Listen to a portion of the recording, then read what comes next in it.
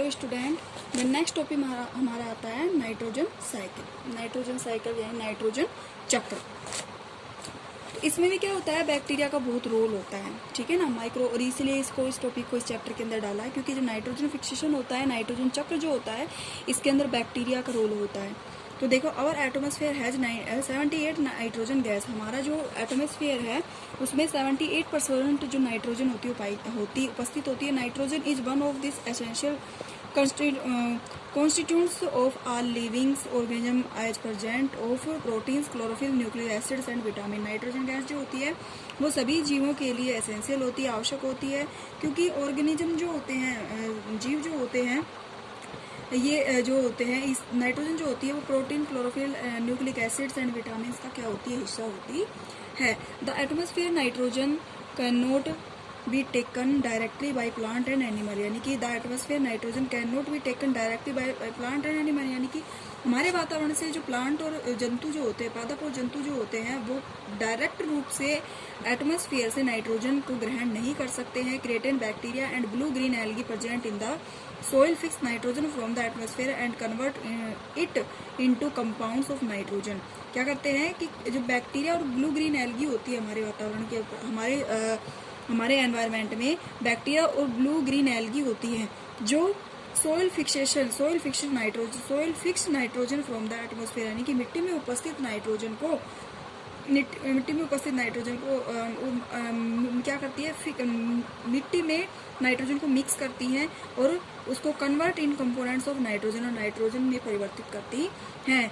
Once nitrogen is converted into this usable compounds, nitrogen को usable compound में परिवर्तित कर देती है। It can be utilised by plant from the soil through their root system, और इस नाइट्रोजन को पादप जो होते हैं वो अपनी जड़ों के द्वारा मृदा से ग्रहण करते हैं।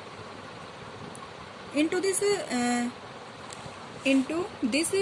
usable components it can be utilized by plant from the soil through their root systems। और ये क्या करते हैं, पादप से इसको जो प्लांट जो होते हैं उनका जो रूट सिस्टम जो होता है, जड़ तंत्र जो होता है, उसके द्वारा नाइट्रोजन को प्लांट ग्रहण करते हैं। Nitrogen is then use for the synthesis of plant proteins and other components. Nitrogen जो होती है वो जो सिंथेसिस ऑफ प्लांट, पादप जो सिंथेसिस संश्लेषण की क्रिया करते हैं, उसके द्वारा प्रोटीन और अदर कंपोनेंट्स को प्राप्त करते हैं। Animals feedings on plant get this proteins and other nitrogen components.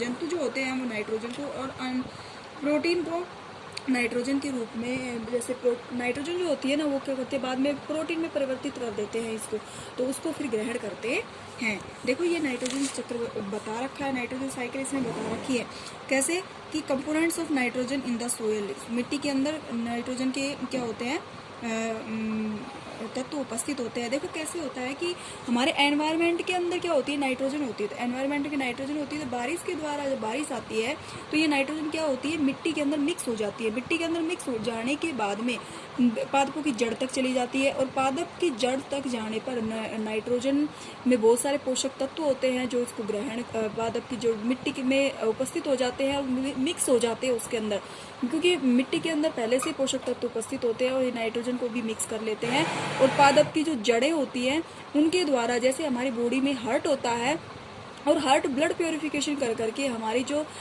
वाहिनियां होती हैं, विंस जो होती हैं, उनके द्वारा शरीर के सभी भागों तक ब्लड पहुंचाया जाता है। उसी तरीके से पादप की जड़ों में उपस्थित नाइट्रोजन को पादप के प्लांट के स्टेम से होती हुई कुछ नलिकाएं जाती है, उन नलिकाओं से होता हुआ नाइट्रोजन जो होता है पादपों तक पहुंच जाता है। और पादपों तक नाइट्रोजन पहुंच जाता है तो उसके बाद पादप को जब एनिमल ग्रहण करते हैं तो उन जंतुओं में भी नाइट्रोजन पहुंच जाता है।